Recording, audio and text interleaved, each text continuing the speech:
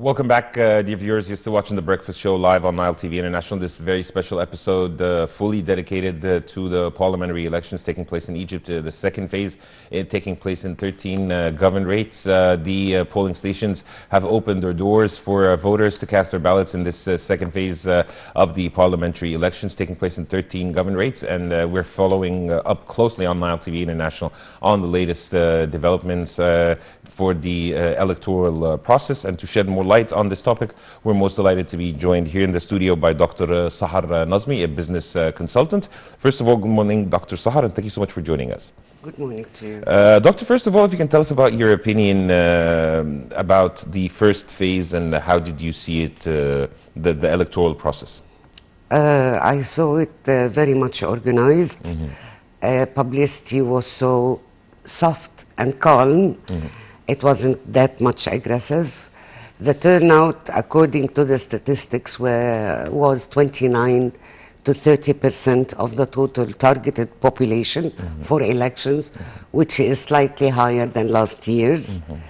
People are quite concerned about the representative of parliament because they represent their needs, their requirements, and it's a vision to their future. Yes. Dr. Sahar, also your opinion regarding the fact that hundreds of reporters from around the world followed up in the voting process in the first phase, and also they're invited to be covering the second phase. So what message does this send from Egypt to the whole world? We are building our democratic society, our democratic base. We have liberty of opinion. Polls are being calculated according to a systematic regime. Nation is taking place in decision-making process, which is very important to reflect and show to the whole world. Yes. Also, Dr. Sahar, if you can tell us if you urge Egyptians to vote or not, and if yes, why? I do urge Egyptians to go, of course, starting from myself. And when I look to my generation, people born in the 50s and 60s, we've never been to a polling station until 2013.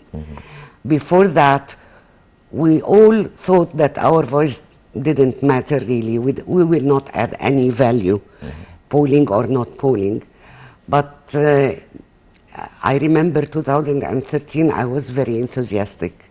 So are my neighbors, my friends, my network. And I push my children to be there with me in the queue. It was a beautiful experience at that time, standing in the queue and for polling in the elections. Yes. Dr. Sahar, speaking about queues, and in the first phase we saw women queuing in front of the polling stations in 14 governorates to cast their ballots. So how do you see the role of women in the political life after 2013 or post June 30th revolution? Very essential, and I can talk for myself, and I talk for all the women that I know. We are a driver force in the house, in each household. We push children to be there. We talk to them why it's important that they have their share and their voice be heard and going to the poll. We are very much essential for ourselves, for our problems, for our requirements, and for the people around us. Doctor, also about the participation of women, whether voters or candidates, how does their presence affect the electoral process? Definitely, candidates are our voices. Candidates, if they succeed, they will be able to represent us efficiently, to explore our requirements, our problems in the society, missing rights. We need more rights. We need more legislation to secure our rights. And definitely, they will have an essential part in representing us. Yes. For the voters, of course, they will support their representative of females to succeed and to be part of the decision process in the country. Yes. Also, Doctor, your opinion regarding the fact that a number of candidates are representing youth, and why do you think is it important for the Egyptian youth, to participate in the political process? When we talk about youth, you are talking about age bracket between 16 and 29. And more essentially, people with the ID cards. Youth were always under the impression that those elections are designed for some old age experienced candidates that they don't relate with, that they don't see that they will represent their needs and their requirements. But today, if we look at the list of people participating, you will see young age is there. 30s and below 30 are there.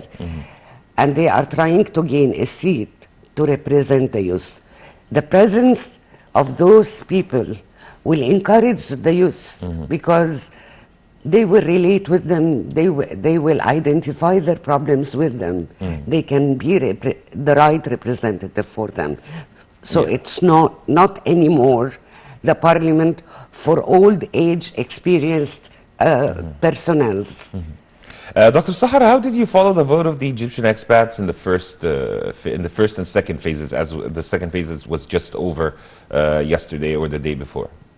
It went very efficiently, and I think everybody was keen to be there. Maybe the election in USA and I believe also the facilitation of having their votes sent by mail or remotely. This I think was a good facilitation, and instead of going for long distances. And of course to keep the preventative measures of the COVID-19. Of course, of course. Yes. Also, Doctor, what would be your comment regarding the whole electoral process, its organization, the collaboration of all efforts? Domestically, the Ministry of Interior, Ministry of Health and Population, and of course, the President himself is following up closely. How do you see all this harmonization? As you said, it's a harmony, especially in the light of the COVID-19. The presence of the Ministry of Health is very essential, reminding people of the mask and keeping distance, even in the queue, measuring their temperature in the queue. These are all measures. Of course, the Ministry of Interior is maintaining security and avoiding any conflicts or disputes around the polling stations. This should be a very civilized arrangement. I think we are all teaming up to make it a successful exercise. Yes. Also, Doctor, how do you think is it important to hold the parliamentary elections after the upper house of parliament or the Senate was elected? I think it's fair enough. The upper house of election has been for a long time on the sleep, on the freezing phase. And it needed really to be on its own, to be very much supported in the media, to encourage candidates to participate, and of course encourage people to do their polling on the Shura or the Senate House. Yeah, a full house of lawmakers working for the people. We hope that they will be legislating and drafting laws that will serve the Egyptian people. Hopefully, and reviewing laws coming from the parliament as well. Yes. Dr. Sahar, how would those elections also affect the life of the ordinary Egyptian citizen, in your opinion? It's not going to affect his life on the spot. It's a long-term process, laying down a solid democratic platform for the society. Is again for generations to come. Maybe the ordinary citizen today doesn't feel what is the feedback of this, what is my benefit in this. Maybe they cannot feel it exactly on the spot, but that is a long-term rewarding system for generations to come. Yes. Dr. Sahar, having both houses in place, how do you think, or what do you think would be on top of their agenda as soon as they take the oath and they're in office as the representatives of the people or lawmakers? What do you think should be the top priority for the lawmakers of both chambers? Economy, economy, economy. Economy is the magic word. Improving the economy, improving the income of the individual in Egypt and the welfare of Egyptian citizens. I'm sure economy will be on top of their agendas. They have a full agenda. They have a long listed agenda. Education, health, transportation, but the economy always comes as a priority. Yes. What do you think are the challenges that will face both the houses of parliament? Numerous, of course. I think the integration of all the experienced people with the youngsters, with young... Bridging the gap. Exactly. That would be a big challenge. How to liaise among two different ages. Those are coming with experience, and the youth are coming in with very aggressive and out-of-the-box ideas. I think there is a little bit of friction that will take place in the beginning until they get into a harmonious body at the end. Yes. Speaking about the economy, Dr. Sahar, how do you think that would the parliamentary elections affect the economy and the flow of investments to the country? Overseas investors, when they look at the country for investment, they look at their political stability. They look at economic guidelines, indicators, their currency, and on the political, they look into the status of the country. Is it democratic? Do they have an assembly, a people assembly, a parliament?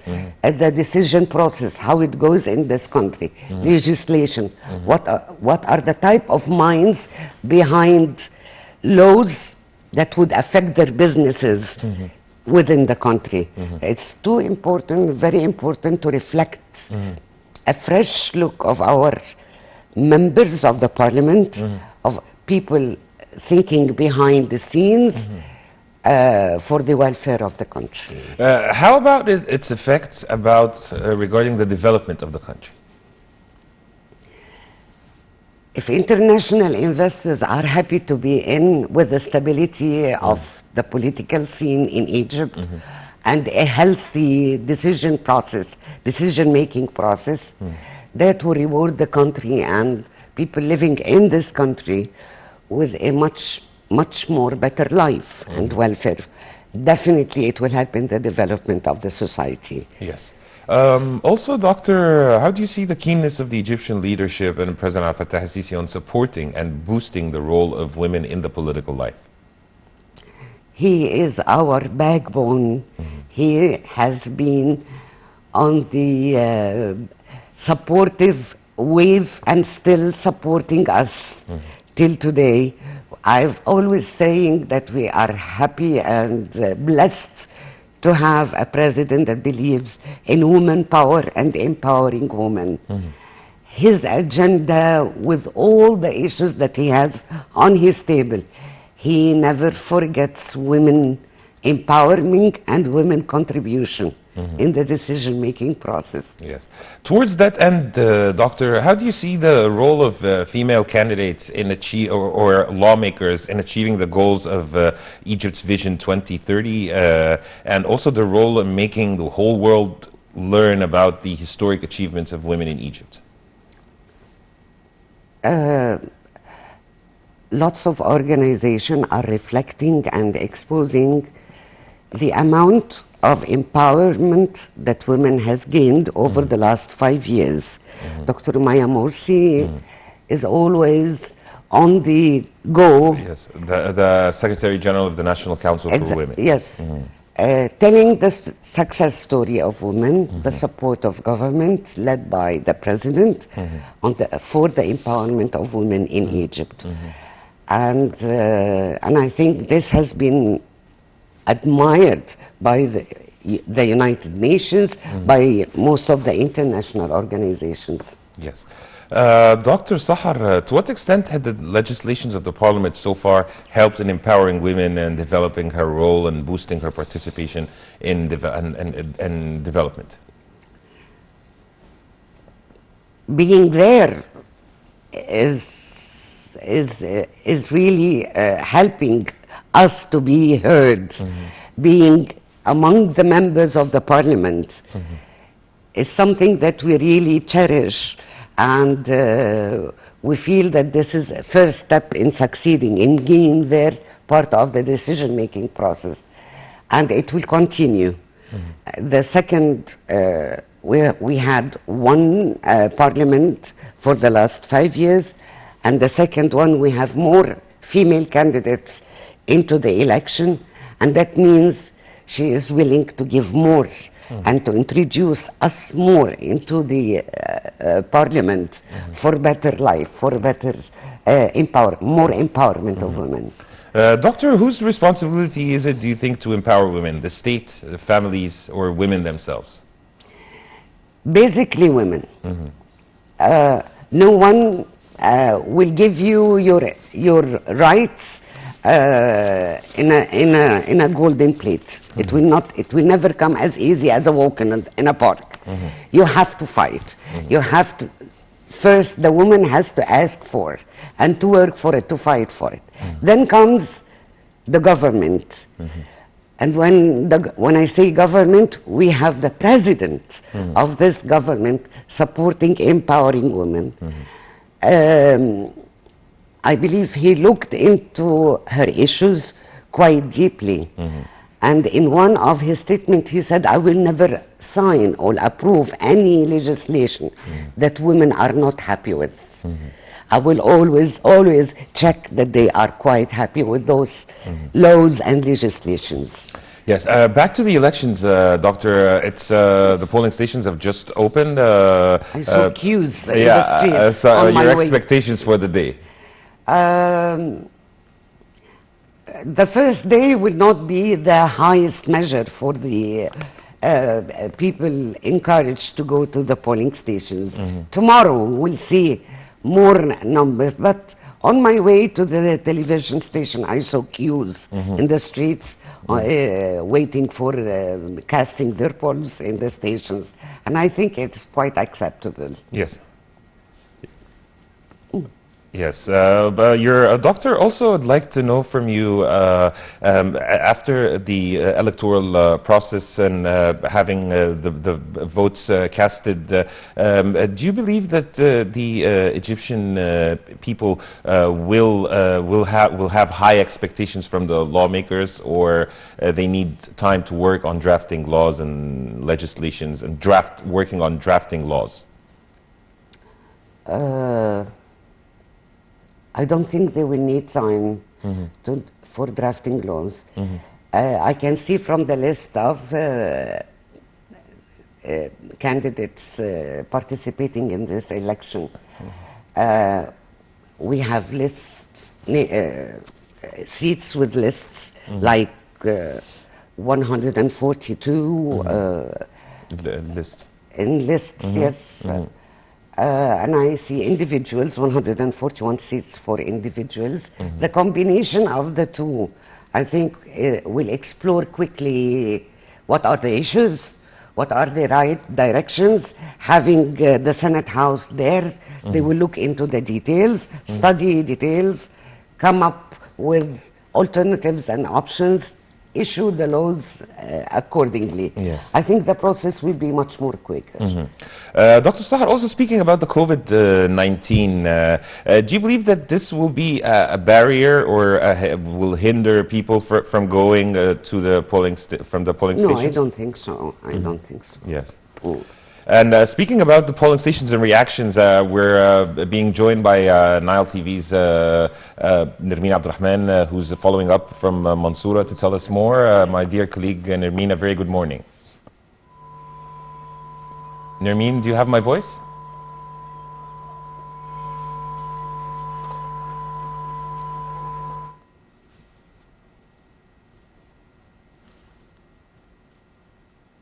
So, Doctor, back to our discussion because I believe we're still being joined. Yes, Nermeen, do you have my voice? Good morning, Karim. Yes. Hello, Nermeen. If you the capital of Al Dakhaliya governorate, as you know, Al Dakhaliya is one of 13 governorates being included in the second phase of the parliamentary elections. In the Dakhaliya, we do have 4,352,000 eligible voters. We have 10 constituencies. We have 1,426 subcommittees. The candidates are competing for 21 seats here in Al Dakhaliya. Competing for 21 seats here in Al Dakhaliya. Dr. Ayman Mukhtar, the governor of the province, had many meetings in the previous 2 days with the concerned bodies to guarantee that the voting process is going to be that easy for all voters. Also, the precautionary and preventive measures are being implemented here in a strict way. Nobody is allowed without the face mask. Nobody is allowed without measuring his or her temperature. The polling stations opened their doors in front of the voters since exactly 9 a.m. in the morning. We have not heard, at least at the moment, about any irregularities or any constituency or any subcommittee which opened its gates after 9 a.m. In some subcommittees where I was passing by before being here, I found queues of people waiting for the doors to be open to go and to cast their ballots. Also, there were, as I said, meetings between the governor and the presidents of the city's council here in Dakhaliya to guarantee first of all, the safety of the voters. Also, Dr. Saad Mikki, the health minister deputy here in Al Dakhaliya, had many statements to the press speaking about the readiness of Al Dakhaliya hospitals to receive any emergency calls, and there are 95 ambulance cars distributed all over the province to be ready for any emergency or to help with any health case. We are going to be following minute by minute the voting process here in Al Dakhaliya, and to speak more about the process all over the day. The weather is really nice, and I think that this is going to be one of the reasons behind the turnout. People are not going to wait till the afternoon, for example, and it seems that it's going to be one of the big days. We have a democratic day, a celebration where the Egyptians are really celebrating or knowing well that practicing their political rights, their democratic rights, is something which they are now used to. They are building the future. They are themselves and with their own hands choosing who are going to represent them in the coming parliament. Karim. That was our dear colleague Nermeen Abdurrahman from the Ahliya Governorate. Thank you so much for your input and following up closely on the electoral process. And of course, we will be back following up on this, as Nermeen said, minute by minute. And back to Dr. Sahar. I'd like to know your closing remarks, and how do you see also the scene? It's very civilized, very organized, and the preventative measures in place. Your comment. I'm so happy that we are covering Mansoura and seeing what's happening there, and it's typical example of what's going on in the capital. They have 4 million, we have 7 millions, and I wish them luck, and I would tell all to the nation of the Egyptians, go vote, let your voice heard. This is your opportunity to be heard and to be part of the decision-making process. candidates are waiting for your voting. Yes. Any other messages, Dr. Sahar, that you'd like to send to the candidates, to the people, urging them to vote? To the candidates, no one is born a leader, according to Anan Kafafi. No one is born a leader, and no one is born as a good citizen. But they capture all these characteristics out of their environment, education, and practices. We are trying to be good citizens and support you. Please, please, candidates, represent us. Be our leaders. Look at the interests of your nation and be careful and be there for us. You are our only opportunity to express our opinions. Yes. Dr. Sahar Nazmy, business consultant, thank you so much for your insight, and thank you so much for being with us on The Breakfast Show, and we wish you a wonderful day. Thank you, Sylvia. Thank you. And dear viewers, now we move on to a quick break, and then I'll be back to resume The Breakfast Show live on Nile TV International.